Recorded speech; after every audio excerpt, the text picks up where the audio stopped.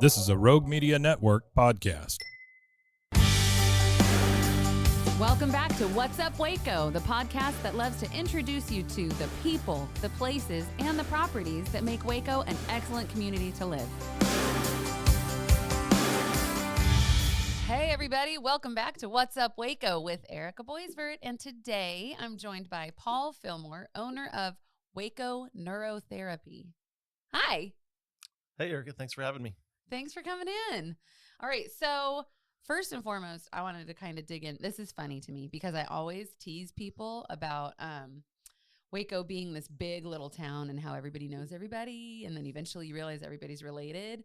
And fun fact, through marriage, Paul is actually my cousin. And so I was cracking up thinking about that this morning. Yep. I was like, I have my cousin coming on, essentially. Yep, so that's cool. It happens. Even when you move from states away, you end up related to somebody in Waco. It's true. So now I know why you moved here, but what brought y'all to Waco? Taking a job at Baylor. So I was a professor for a while in the speech pathology program there. Mm-hmm. And you did some cool stuff neurology wise at Baylor too, right?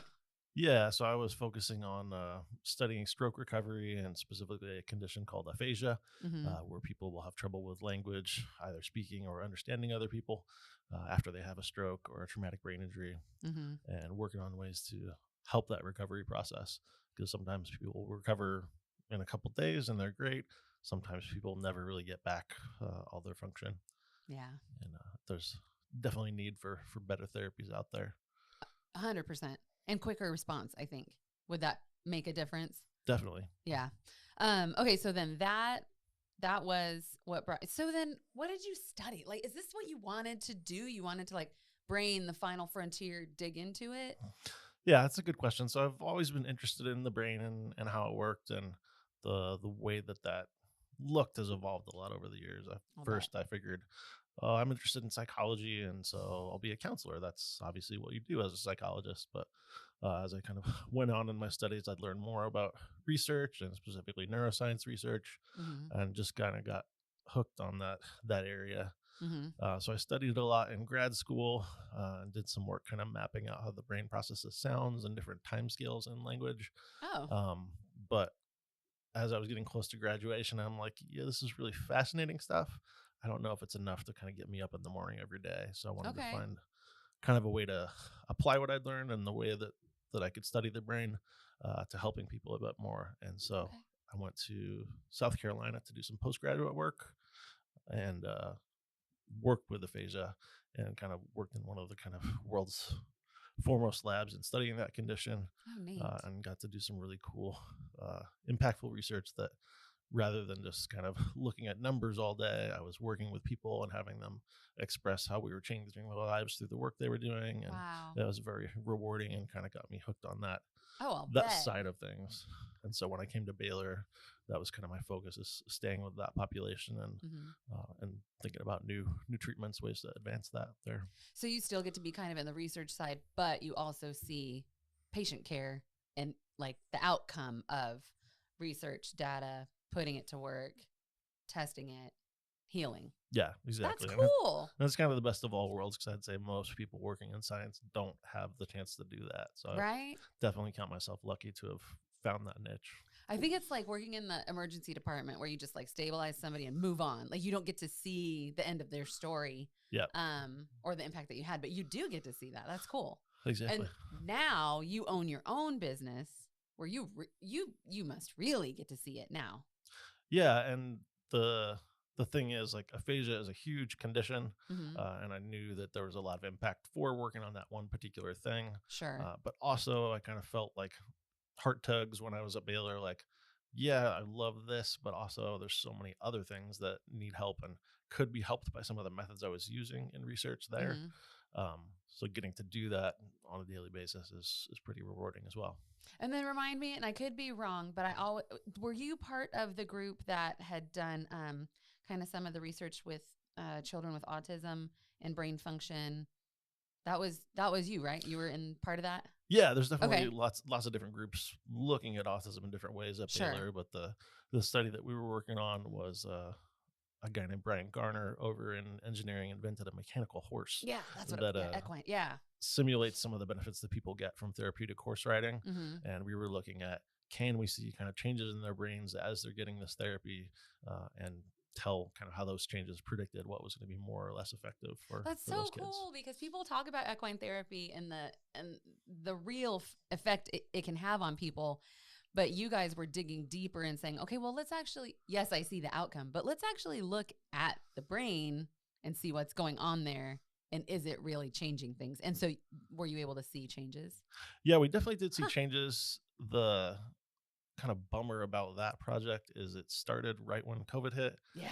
And so we went from, studying 50 kids to studying, I don't know, I think 8 or 9 that kind of finished the whole study. Yeah. So you can't draw the same sort of conclusions and look at your data in the same way with that small of a group. But we definitely saw changes and saw a lot of positive benefits in the kids through the project. That's really cool.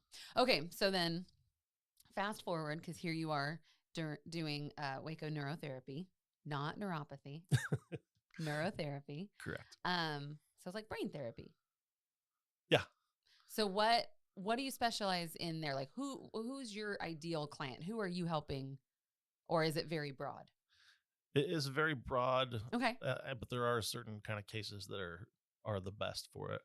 Okay. So there's 3 methods that I use, and each one of those methods has kind of a different like subset of people that it's the best for. Okay. But neurofeedback is the primary one. So that's just biofeedback involving the brain's electrical activity.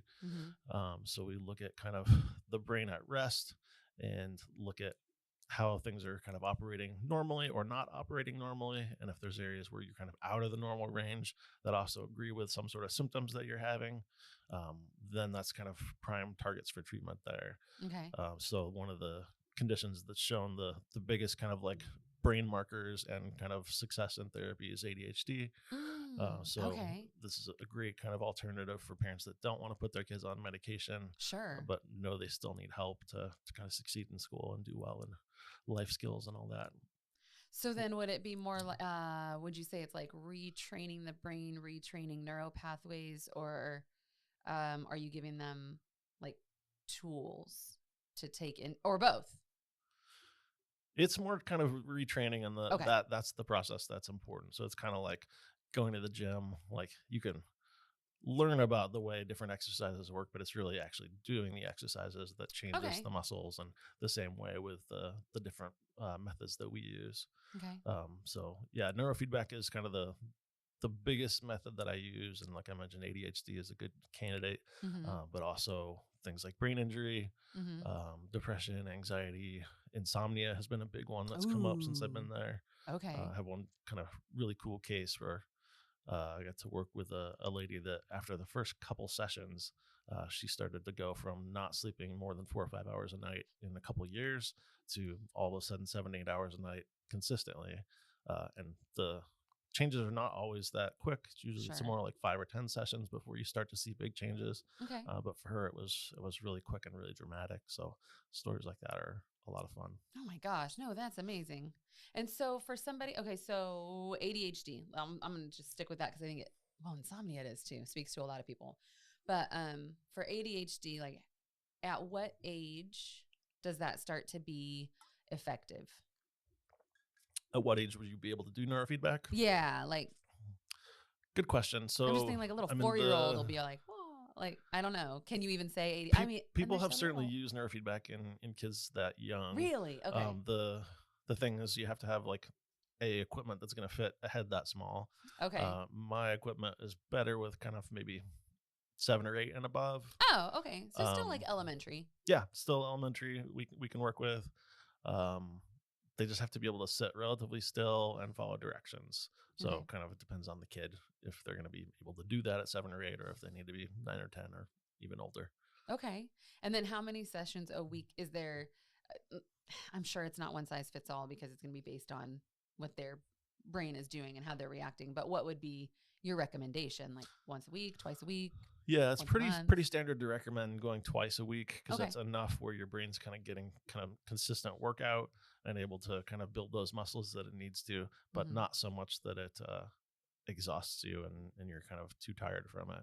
And you do want like a day or two in between sessions as well to make sure that the brain can consolidate those changes and kind of hold on to the learning that it's made.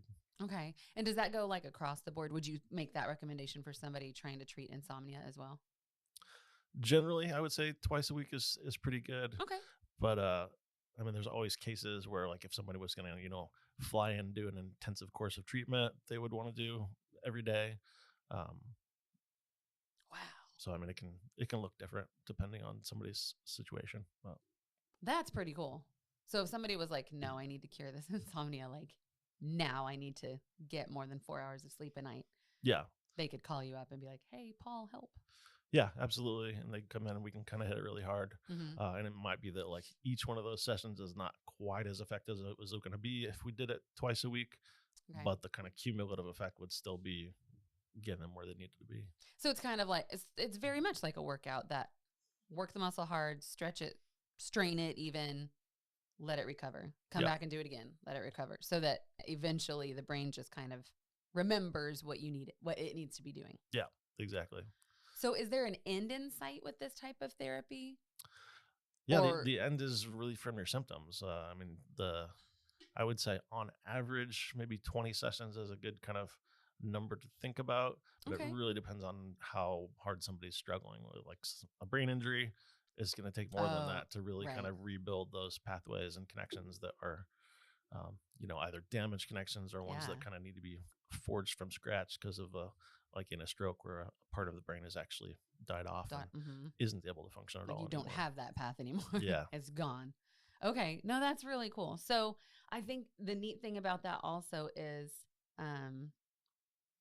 with medication therapy, there's no like, you just take this for 3 months and you'll be fine. That's kind of like, you're going to be on this medication until you graduate or until you or like indefinitely grow through it or for the rest of your life. So, so this is really neat because you're really just reworking your brain, building it, making it figure things out on its own again.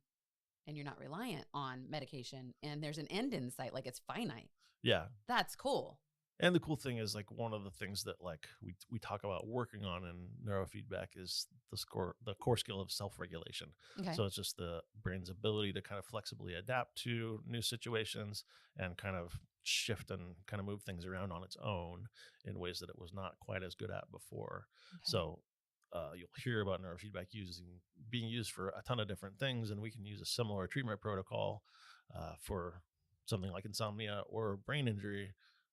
There's definitely times where you want to tweak that and work within different parameters, but you can also have kind of like a starter protocol that I try everybody on as they're learning the process. That affects a lot of different things because it is training that kind of self-regulation skill.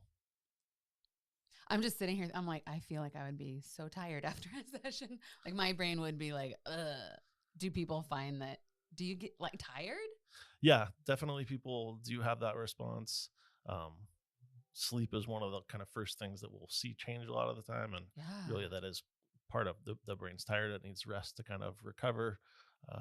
But like I had one client that he would go home right after every session and take a 2-hour nap. Yeah. I resemble that remark. I feel I understand that person on a deep level. It just sounds because it's not just it's not like talk therapy. I'm assuming, and correct me if I'm wrong, which I probably am, but it's got to be like electrical impulses and things like that, right? So your body is feeling like physiological changes too. It depends In a on the way. person, kind of Okay. like how much they're aware of like feeling the changes. Okay. Because what we're doing with the software and everything is usually pretty complex, and it's not something that you're always like consciously aware of. Like, Okay. hey, I'm gonna like try harder and get there. So the kind of like starting protocol that I put people on is what's training the brain's default mode network. It's kind of its resting idle network. Mm-hmm. So you don't get better at the resting idle by trying harder. You get better by kind of relaxing into it and letting your brain kind of figure out how it can adapt and get the feedback for getting where it needs to be. And one thing I didn't mention yet is that I mentioned kind of there's 3 methods. Right. If somebody's not really able to kind of learn to get their brain in the right zone the way that we want them to with neurofeedback. We can do electrical stimulation, kind of demonstrate the pattern that we're trying to show Okay. in the brain. So it's kind of like the equivalent of a 9-volt battery, very kind of, you'll feel like a tingle on the head at most usually, but it will really give the brain kind of a pattern to follow. I don't so mean that to it can laugh. learn those new skills. I'm just thinking, you said kind of like a 9-volt battery. It's like when you tell kids don't lick the battery, but Yep. then they do. And that's when They you do. get like that. That's when you that feel tingle. the tingle, and this time you're supposed to feel the tingle. Yeah. It's okay in this moment. Yeah. No, that's awesome. Yeah. So that one can be used kind of across the board in the same ways that neurofeedback can. And it's the methods there are transcranial direct current stimulation and alternating current stimulation. And those are things that are really in vogue in kind of scientific research at the moment. Okay. You're getting a lot of attention with like stroke recovery, especially, but lots of other different conditions. But then the third one is the one that I'm kind of the most excited about because I'm not aware of any other techniques that can do this. So it's a technique called photobiomodulation, or low-level laser therapy. Ooh, So that sounds fun. It looks like a bicycle helmet that has a ton of LEDs in it. Okay. That operate at a near infrared wavelength, so they look just clear. Like when they're on, you can't see them. Your eyes not able to visibly see them, but the wavelength that's used is actually able to pass through the skull and scalp and get into brain tissue directly and start to decrease inflammation, increase blood flow, and do things to kind of heal cells that are damaged. So in conditions like Alzheimer's and Parkinson's, it can actually reduce and reverse some of the damage that's occurring. That's amazing. 'Cause inflammation is a big deal with Parkinson's, isn't it? Yeah. Because it like just I guess essentially squeezes those pathways kind of shut. Well, in both that of the like too conditions, dumbed there's down? actually kind of stuff in the inside of a cell where you can look at kind of what's happening and the kind of bad actions that are occurring, but we don't know much about how to stop it. Right. So, like with Alzheimer's, for example, you can't actually know that somebody has Alzheimer's while they're alive. You have to actually look at the brain once they've passed on and see, oh, okay, is it in the cells what we thought was happening, and kind of confirm it at that point.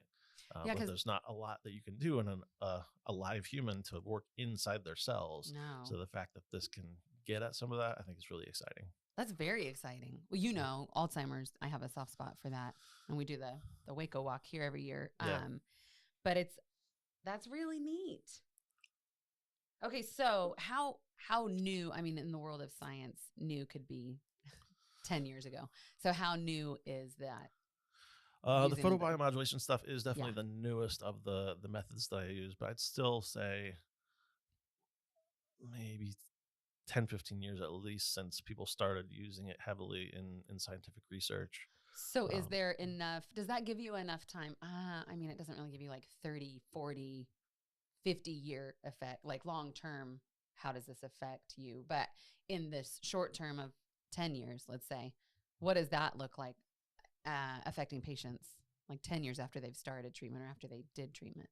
Well, that's a good question. I don't actually know of any studies that have like followed up people 10 years after. That'd be really hard too, especially with Alzheimer's. It's so rapidly progressed. I mean, you just don't know. Sure.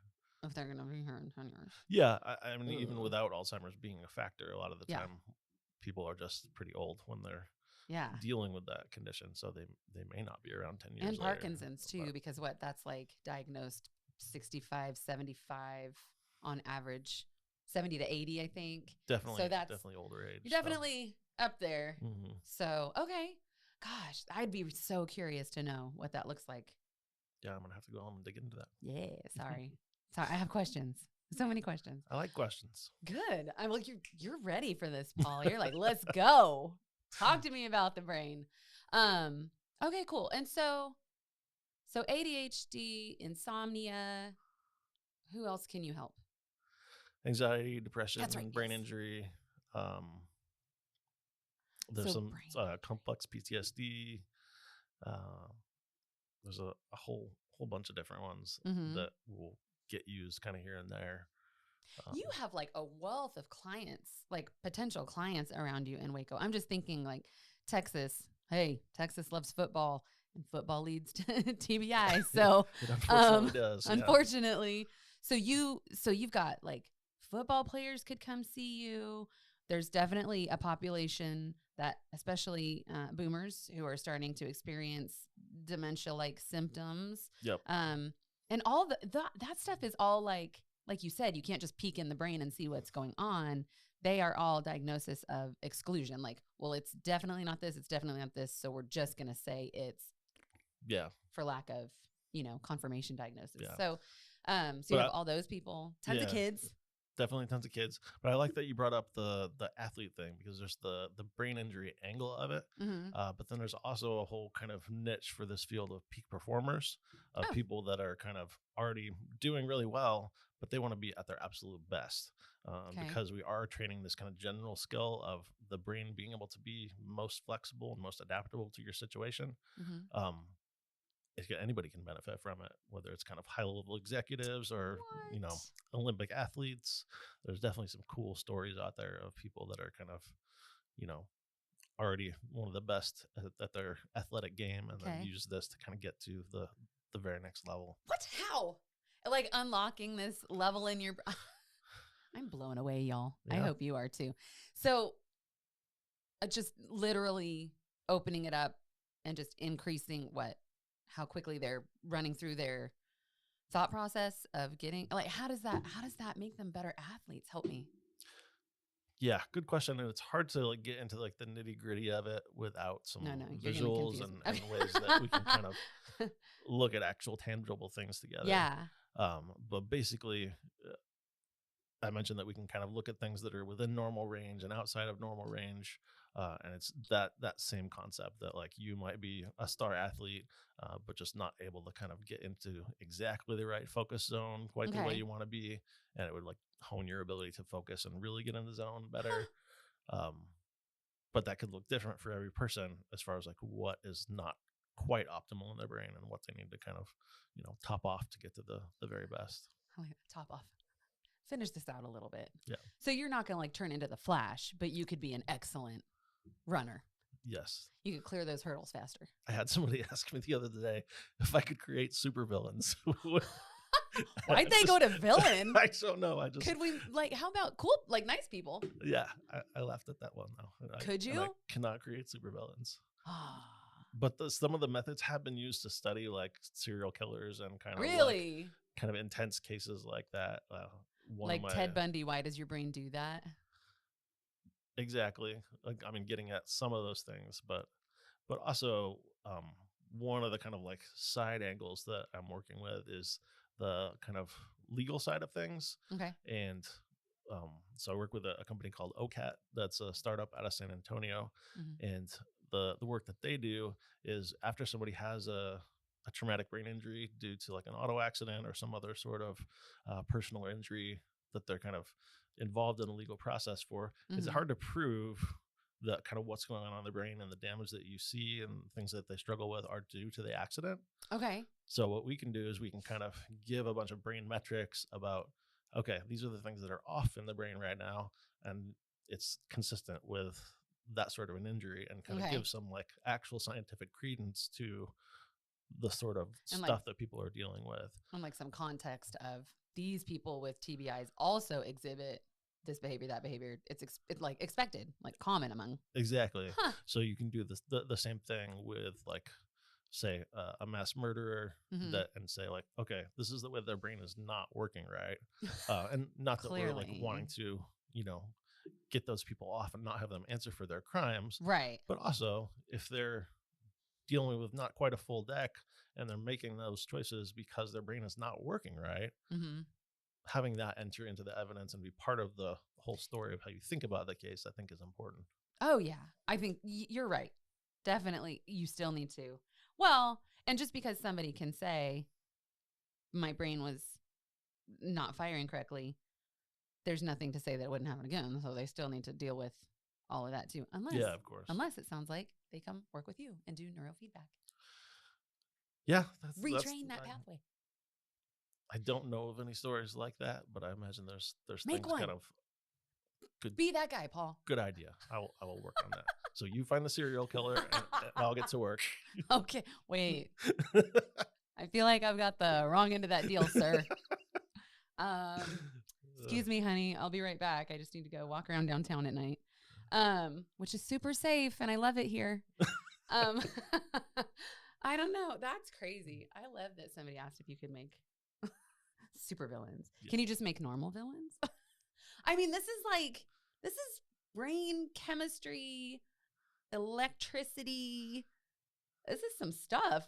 It is. You know? So there's kind of like different schools of thought on like what you can do wrong with these methods. Sure. The kind of general party line is there's not really much in terms of side effects, but the way I think about it, you know, if you're going to push a system to change, you can push it the wrong way a little bit. Sure. And so there's definitely people that might kind of experience their brain getting overactive, or kind of, you know, headaches or not sleeping as well the night after. Okay. If you've kind of pushed things in a direction that they're not doing as well with. The method that I use is what's called Z-score training, and it kind of tries to get everybody to like a healthy average. So it's not likely to push people into extremes. So you're not like overworking. You're just enough. Yeah. And so that definitely can happen with certain systems and certain approaches out there. So I think it's important when if people are hearing this and are interested in neurofeedback, look for somebody that's board certified if you can find it. There's a certification body called the BCIA. That's where you would go to kind of look that up. And see if there's somebody near you that is board certified. Okay. Are there many people in Waco that are board certified? I'm the only one that's doing kind of this method and is board certified in it. I know there's a couple other people that are doing this work and getting great results, but they're taking kind of a little bit different approach. And there's a lot of different approaches out there, and there's no reason to say that one is like absolutely the best. It can vary person to person, but obviously I'm doing the way that I'm doing because I think it's the best. But sure, right, you're not dedicating your life to something. You're like, well, maybe this will work. Let me toss some spaghetti on the wall and see if it sticks. You've seen and been doing this long enough and studying this long enough to really see the effect and know what you think is the best outcome for people. That's great. That's so cool. I love it because I think we've talked about this before. I really think that the brain it does everything. And yet it's like the last thing anybody has really dove into to figure out how or why. And really up until current times, there's never been technology to figure this out. Yeah, we've definitely made a lot of headway in the last like 30 years. Yeah. In ways to actually look at what's happening in the awake behaving brain.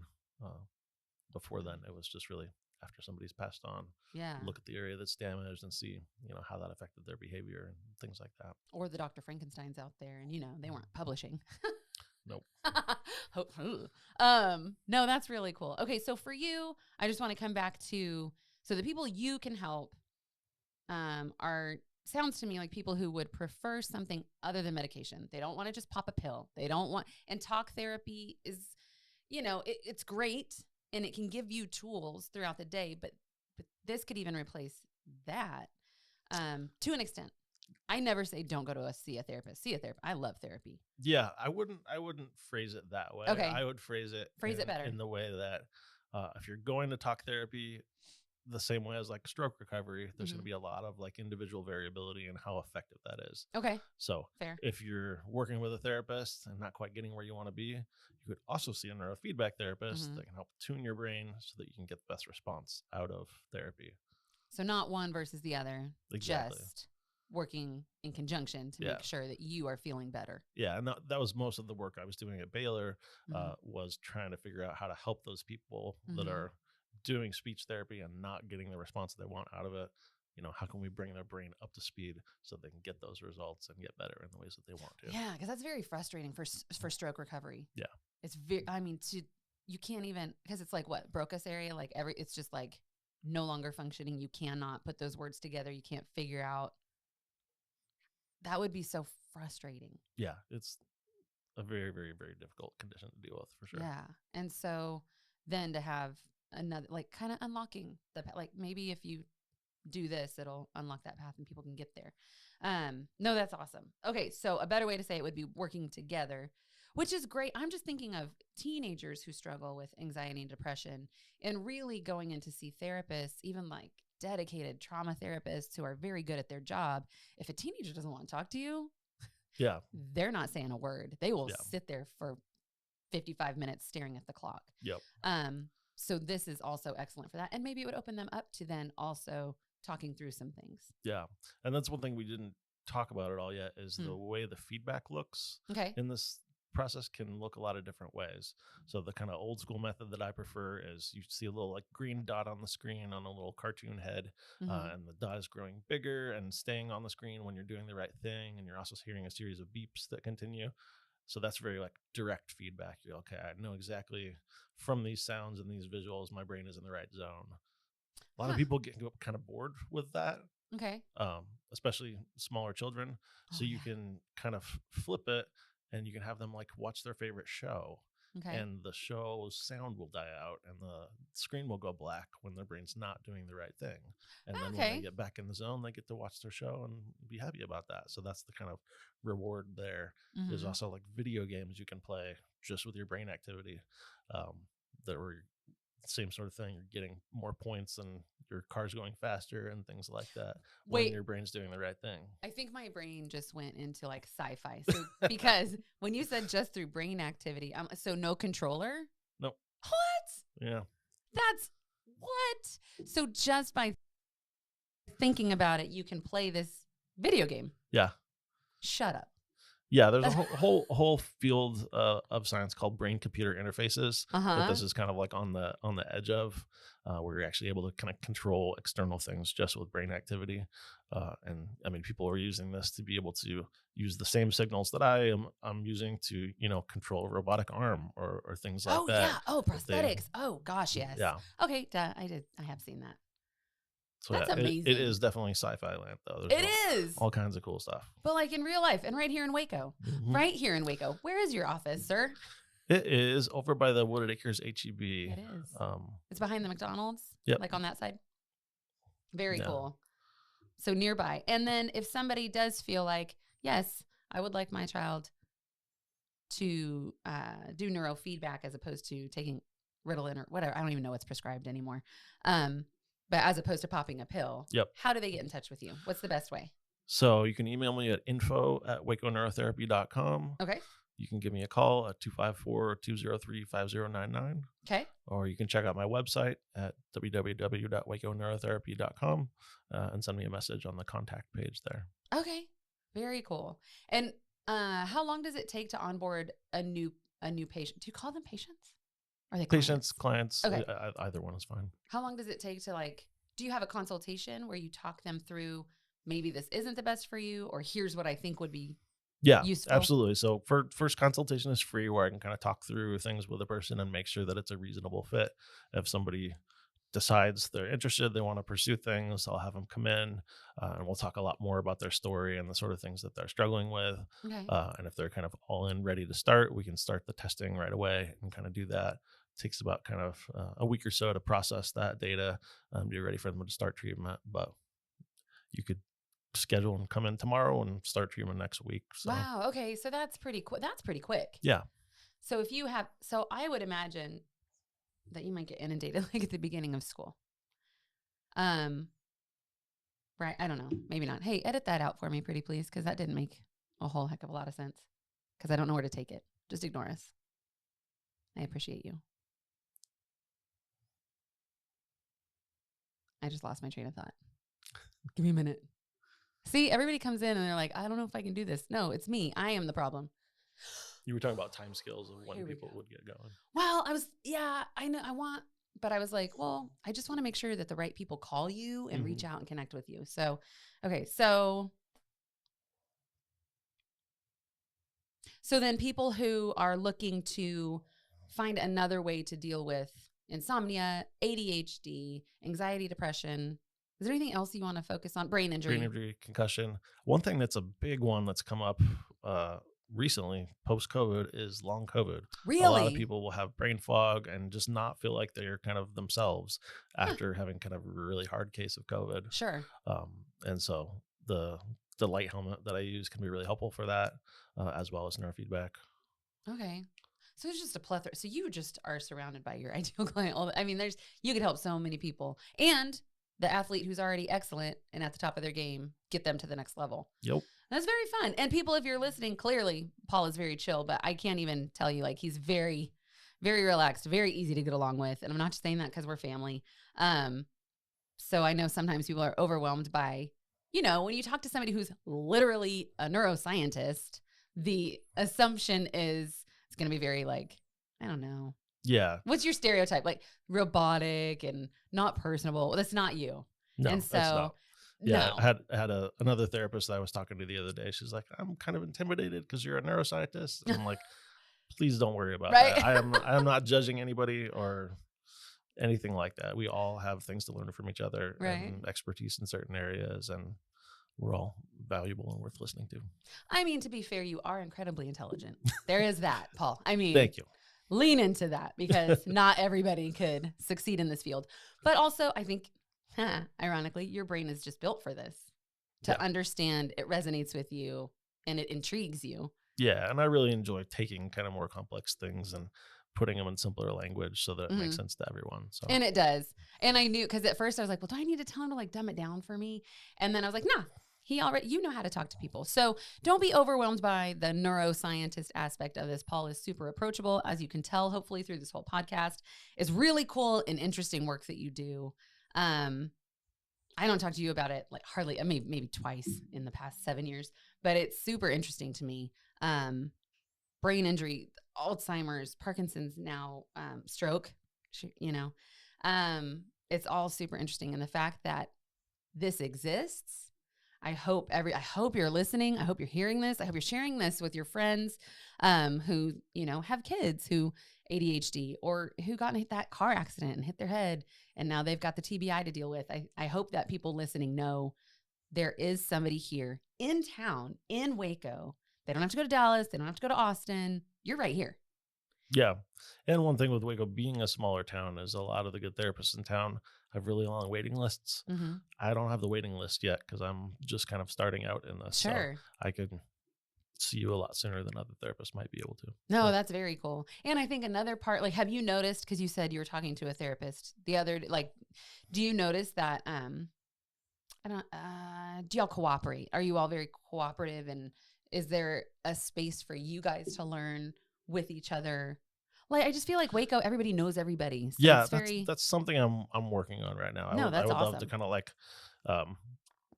a friend of mine was telling me a story the other day about like all the brewers in town that they will like all go out together, and even though they're competitors, they have that collaborative spirit, and that's one thing I love about the kind of craft brewing industry. Mm-hmm. And I'd love to foster that in this field within Waco and make sure that we're all kind of on the same team and play to each other's strengths and refer to each other when it makes sense to do so. And no, that's awesome, because at the end of the day, it's all about the client, patient, and recovery, and making sure that they're on the best path, right?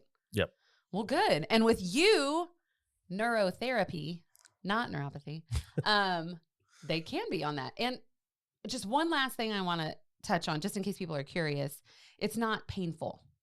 No, it's not. Like, do you even feel it? It depends on if you're kind of tingle? really like sensory sensitive. Mm-hmm. I will say in the project with autism, Mm-hmm. we tried a bunch of different kind of EEG systems on an adult that had autism, and where we could kind of ask like, how does this feel to you? What's more comfortable? And the system that we ended up going with is the same one that I use for my therapy. So you don't want to wear it for, 8 hours probably, Sure. but you can wear it for an hour, and most people are very comfortable with it on. Okay, good to know. So not popping a pill. There is an end in sight. When you start therapy, you can, and stick with it, you can get to an ending point. Yep. And not painful. I like not painful. Yep. Very cool. Is there anything that I've missed that you want people to know about Waco Neurotherapy? I hesitate to share this, but it is kind of feeling like an Achilles heel at the moment. And that's the fact that insurance doesn't cover it. So everything is out of pocket at the moment. Okay. I'm hoping at some point to start a nonprofit to help cover care for folks that can't afford it. But I've had several people come through the door recently that are like, yeah, I'm interested. I just don't have a way to pay for it. Mm-hmm. So I will say, if you're in the kind of brain injury space, the company I work with in San Antonio has a way to handle that. Oh, So okay. if you've had a brain injury and are in the legal process, they can find a way to get you care Good. while your case is in process. Okay. Other types of patients that are needing therapy and can't afford it, I'm still working on how to crack that nut. Okay. Which is important to me, because when I was at Baylor, I was able to do this for free and not charge anybody. And I would love to give it away for free, because I think so many people could benefit, but we got to feed the family. I say, too, but also so. you have children. Yep. And a wifey poo, and everybody likes food. They do. Yeah. And my son, who's at your house a million times a week. Yes. We love him there. He's a second child. I know. I love that he loves hanging out with y'all. But that is pretty much it. That is Waco Neurotherapy here in town. Brain injury, athletes level up, ADHD, stroke recovery, missing one. Anxiety, depression. Yeah. I don't know how I'm missing that one. That's the one I could benefit the most from. I'm an overthinker. So there we go. If you need this, Paul Fillmore here in town, check the show notes. We will have all the information that you need in order to connect. And hey, here's to feeling better, and a nice, cool way to do it. And it's sci-fi. Indeed. Very cool. Well, thanks for coming out today. Thanks, Ika. Appreciate it. Yeah. All right, everybody. That's what's up, Waco. Have a topic you want to talk about? Do you have questions about Waco, the real estate market, how to sell your house, what to look for when you're buying a home? Send me an email, ericasellstexas@gmail.com. Shoot me a text, 254-447-0180. Happy to chat about it. Find me anywhere you listen to your podcasts or at roguemedianetwork.com.